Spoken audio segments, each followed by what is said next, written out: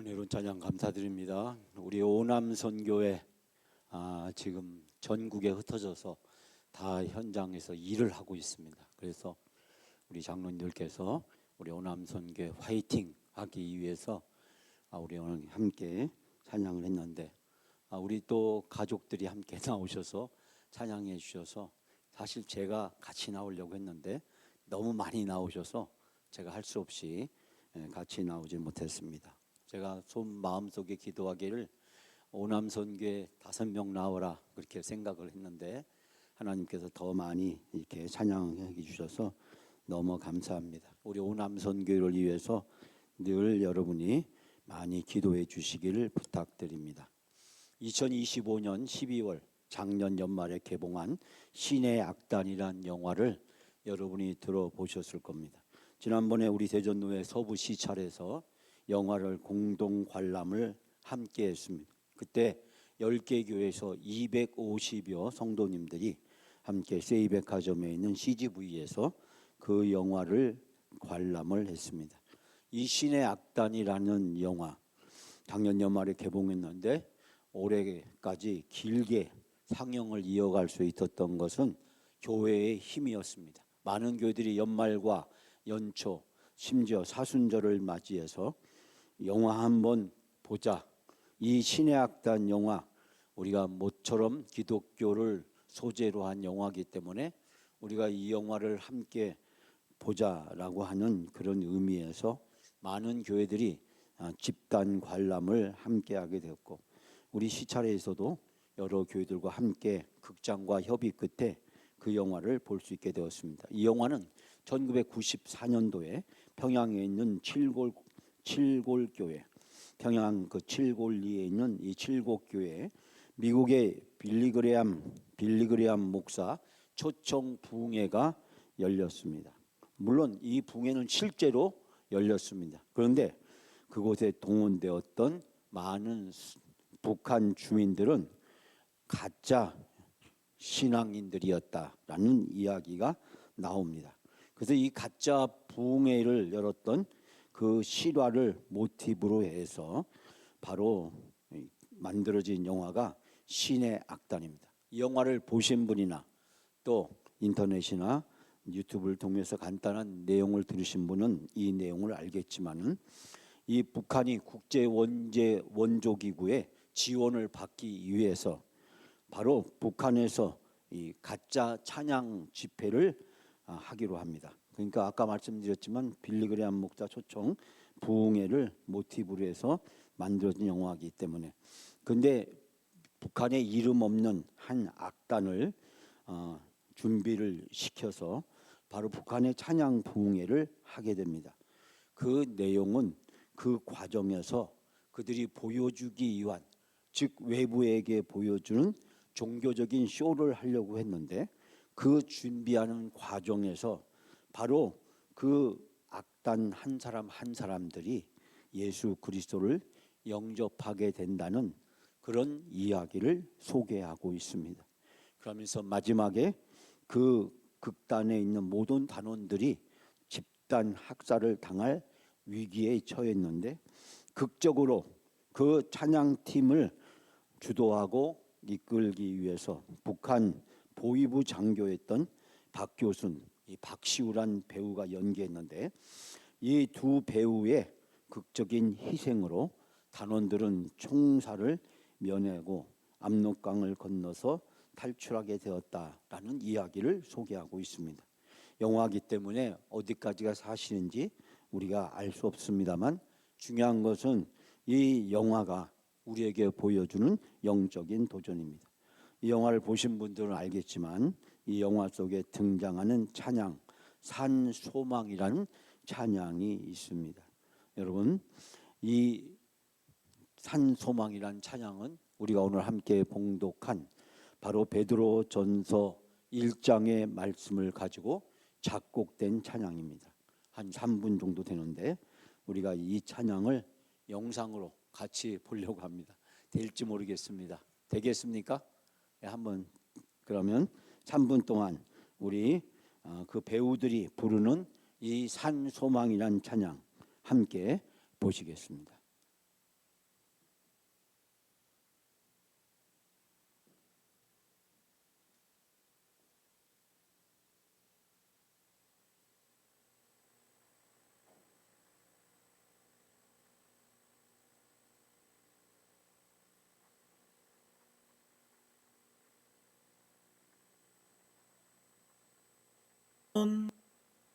깊은 절망에 수렁 가운데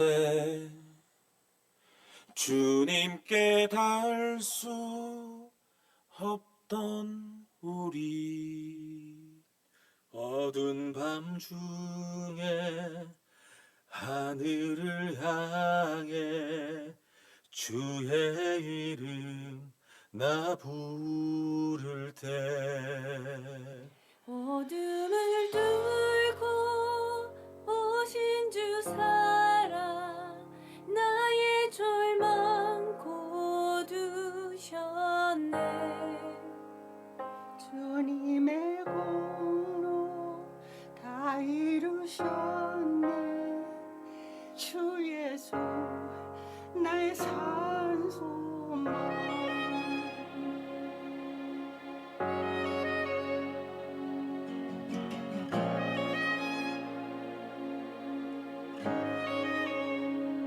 그 누가 주의 자비를 다하라, 한없는 은혜 증할까. 영광을 떠나 이 땅에 오신 죄가 되신 그 주 예수, 주의 십자가 내게 말하네. 영원히 난 용납됐네. 아름다우신 왕 나는 주의 것 그리스도 나의 산소망.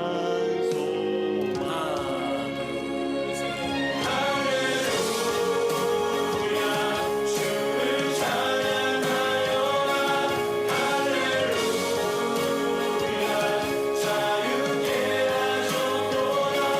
죄의 저를 이루신 주께 구원이 돌아. 주 예수 나의 산소망.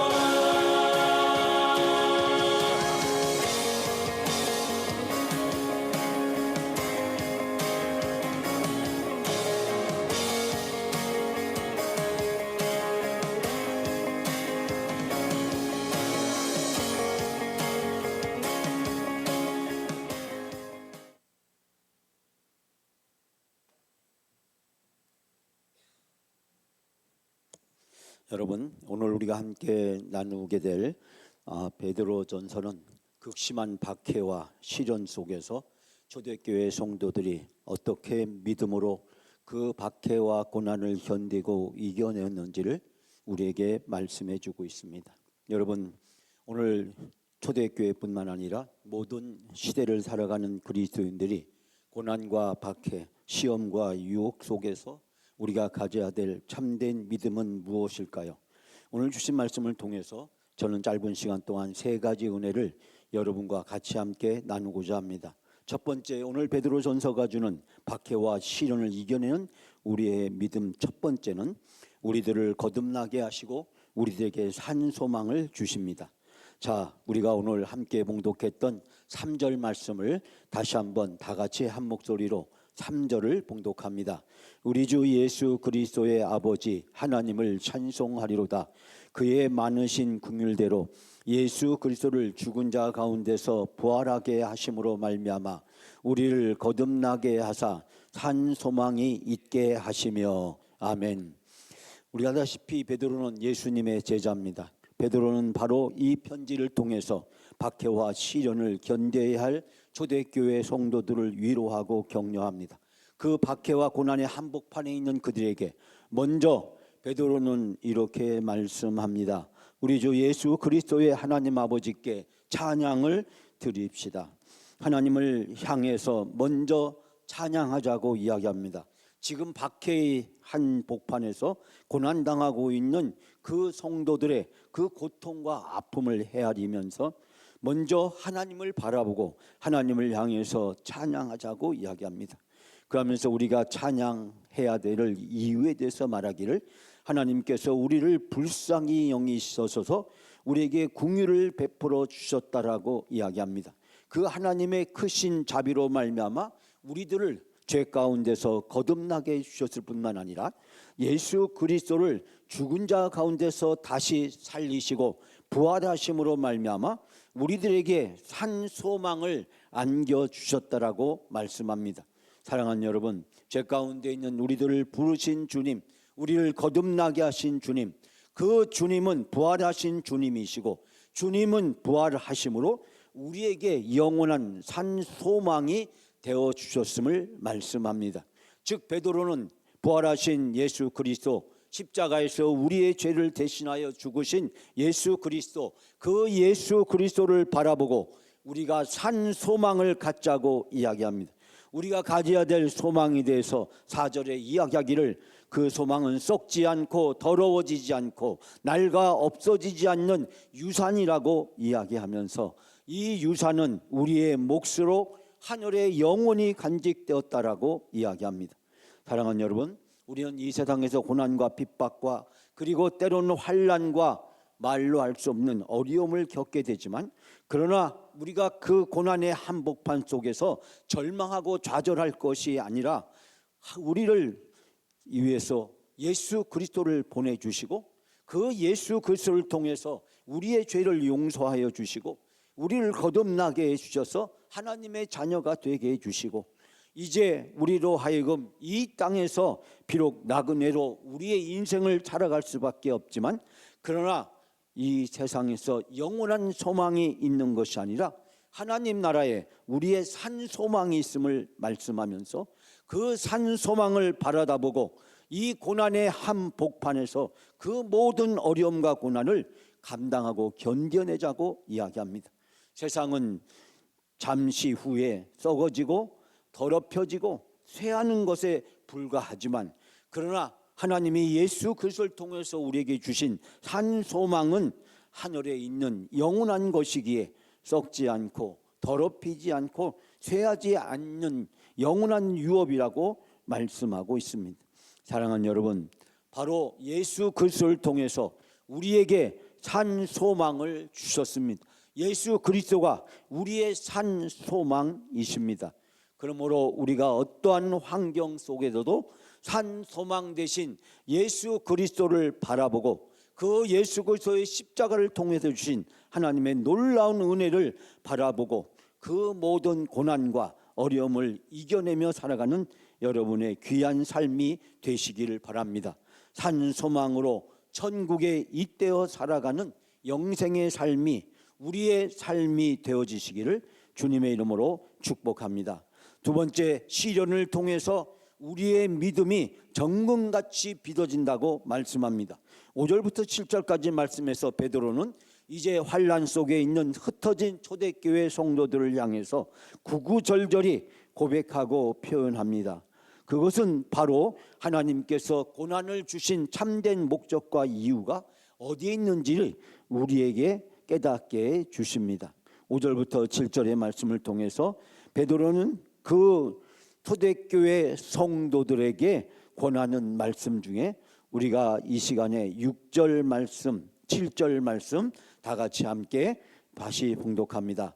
그러므로 너희가 이제 여러 가지 시험으로 말미암아 잠깐 근심하게 되지 않을 수 없으나 오히려 크게 기뻐하는도다.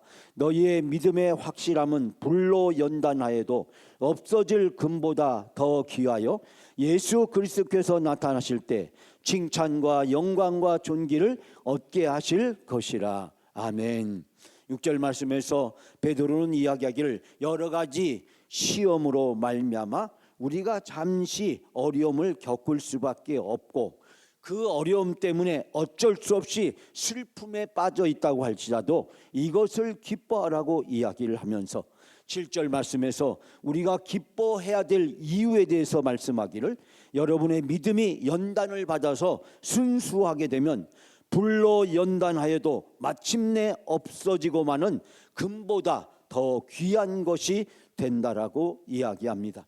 그러면서 예수 그리스도께서 나타나실 때 여러분이 그 연단을 받게 되고 그 연단을 통해서 고난의 터널을 통과한 성도들에게 칭찬과 영광과 영예가 주어지게 될 것임을 말씀하고 있습니다. 그리스도인들이 이 세상을 살아가며 나그네로 살아갑니다. 나그네는 이 세상에서 근심과 환난을 피할 길이 없습니다. 그 근심과 환난을 겪는 것은 잠시 겪는 과정이기 때문에 우리가 기뻐해야 된다라고 베드로는 이야기를 합니다. 왜냐하면 우리가 이미 하나님의 택정하심을 입었고 예수 그리스도를 통해서 우리가 부르심을 받았고 예수 그리스도를 통해서 우리에게 영원한 산 소망이 주어졌기 때문입니다.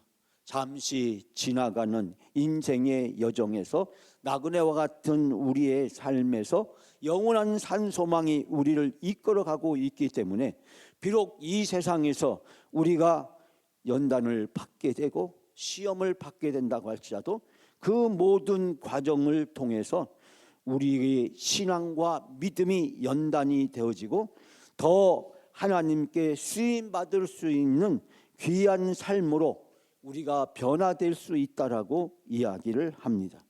바로 베드로는 이 말씀을 통해서 성도가 시련을 당하는 이유, 시련을 감당해야 되는 이유, 시련을 기쁘게 받아야 될 이유에 대해서 우리에게 말씀해 주고 있습니다.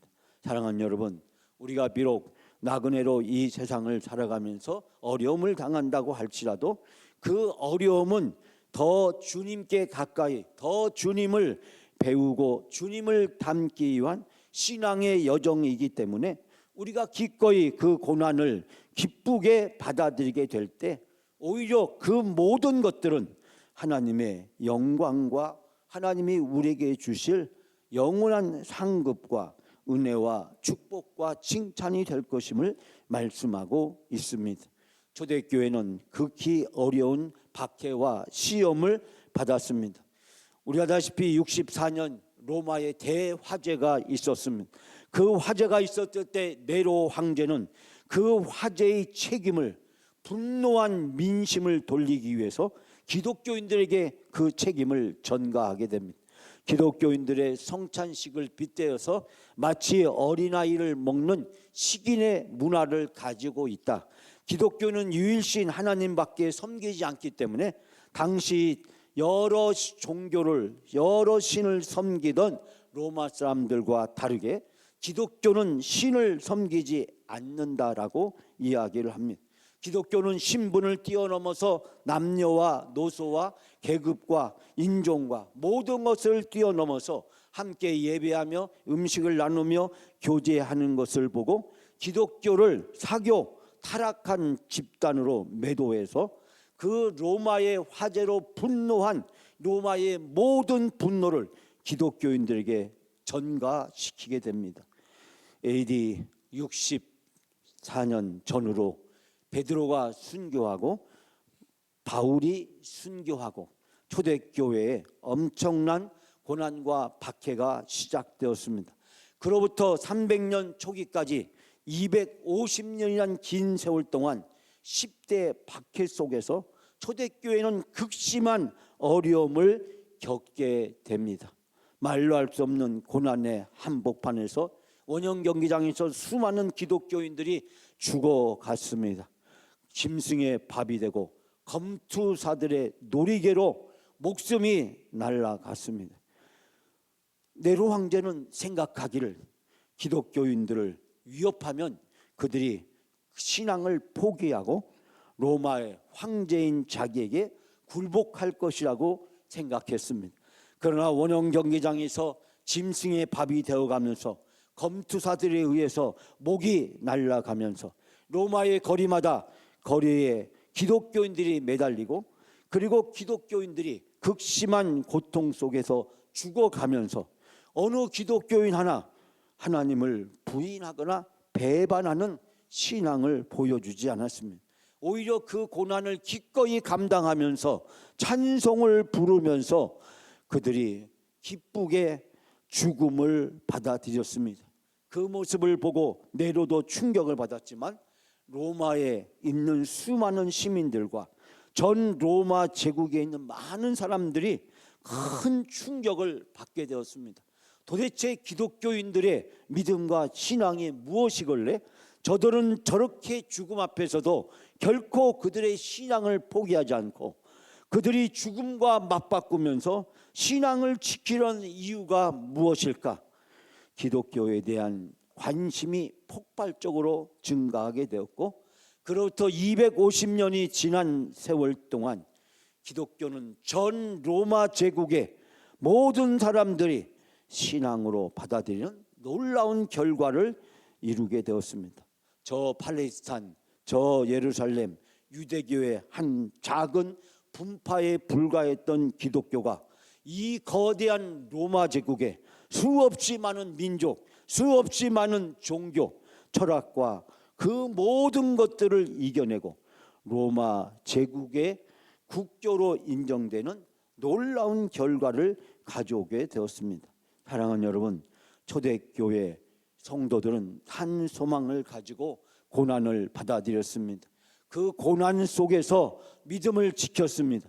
그 고난을 통해서 천국을 더 사모하고 천국에서 주어질 영광을 사모하면서 그들은 그 고난을 통해서 더 큰 믿음을 갖게 되었습니다.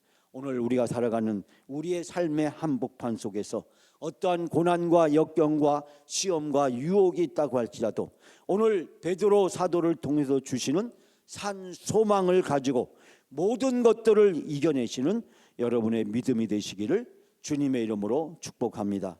두 번째로 세 번째로 영광과 즐거움을 바라보면서 기뻐하라고 이야기합니다. 자, 우리가 마지막으로 8절 말씀 함께 다 같이 봉독합니다. 예수를 너희가 보지 못하였으나 사랑하는도다. 이제 보지 못하나 믿고 말할 수 없는 영광스러운 즐거움으로 기뻐하니. 아멘. 베드로는 이야기합니다. 여러분은 그리스도를 본 일이 없으면서도 그를 사랑하고 지금 그를 볼 수 없으면서도 그를 믿으며 말로 표현할 수 없는 영광과 즐거움을 바라보면서 기뻐하겠다고 이야기합니다. 여러분, 사도들을 제외한 초대교회 많은 성도들은 예수 그리스도를 만난 적이 없습니다. 예수 그리스도를 직접 대면한 적도 없고 예수 그리스도께서 직접 말씀을 들은 적도 없습니다. 그리스도를 본 일이 없으면서도 예수 그리스도를 사랑합니다. 예수 그리스도를 볼 수 없으면서도 예수 그리스도를 믿습니다.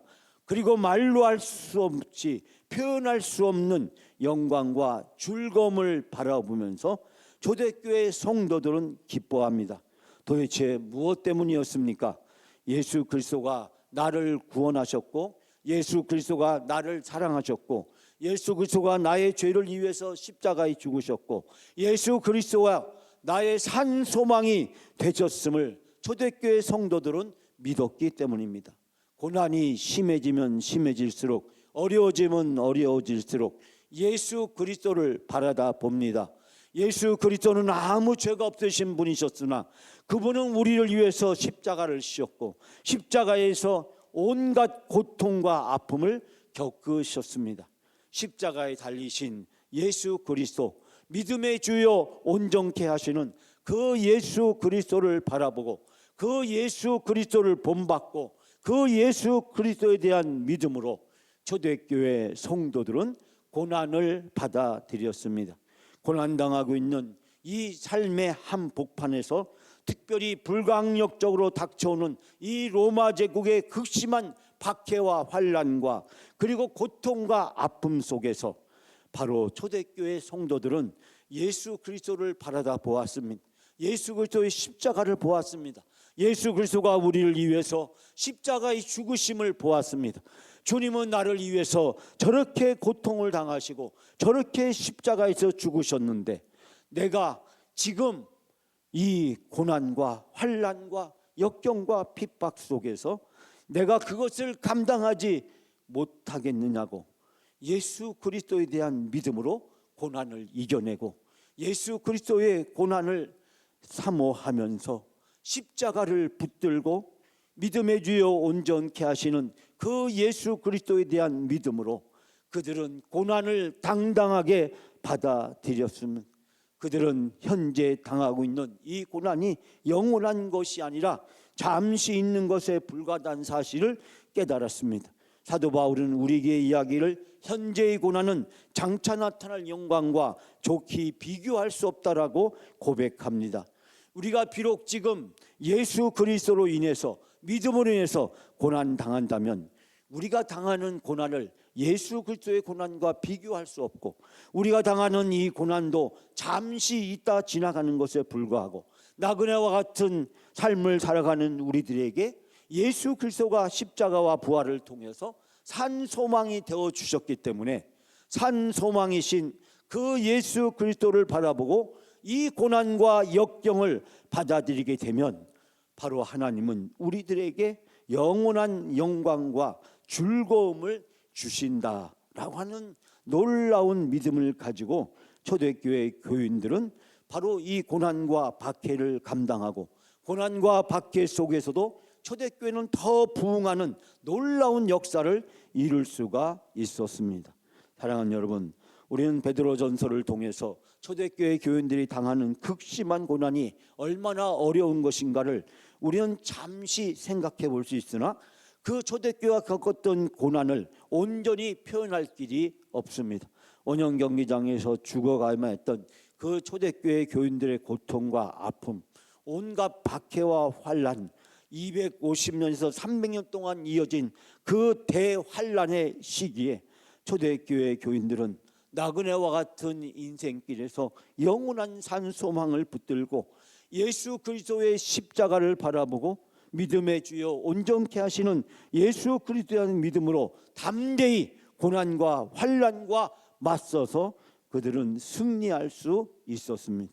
사랑하는 여러분, 흩어진 이 세상에서 나그네와 같은 삶을 살아가는 우리의 인생이 비록 우리가 감당하기 어려운 삶의 무게와 예기치 못한 시련이 우리 앞에 닥쳐온다고 할지라도 우리에게는 이 세상에서 영원한 산 소망이 되신 예수 그리스도를 바라다보고 우리가 그 고난을 받아들이게 될 때 하나님은 우리를 정금같이 연단하여 주시고 영광스러운 성도로 천국에 입성하는 영광과 기쁨으로 우리를 인도해 주실 줄 믿습니다.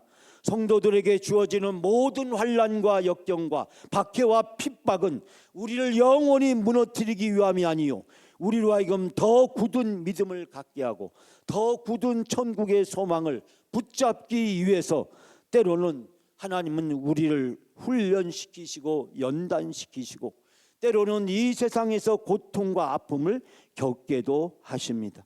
그러나 그 모든 것은 잠시뿐이요 말로 할 수 없는 영광과 즐거움과 은혜와 기쁨과 축복이 우리에게 주어질 줄 믿습니다. 사랑하는 여러분, 오늘 우리의 삶의 한복판에서 우리를 위협하고 있는 것이 무엇이 있다고 할지라도 산 소망을 굳게 붙잡고 나를 위해서 십자가에 죽으신 예수 그리스도의 극심한 고난을 생각하시면서 그러나 다시 부활하셔서 하나님 보좌 우편에 계시며 우리를 위해서 천국의 영광으로 인도해 주실 그 주님의 놀라운 축복을 사모하면서 오늘 내 삶의 한복판에서 어떠한 고난도 예수 그리스도를 믿는 믿음으로 이겨내시는 여러분의 신앙이 되시기를 주님의 이름으로 축복합니다.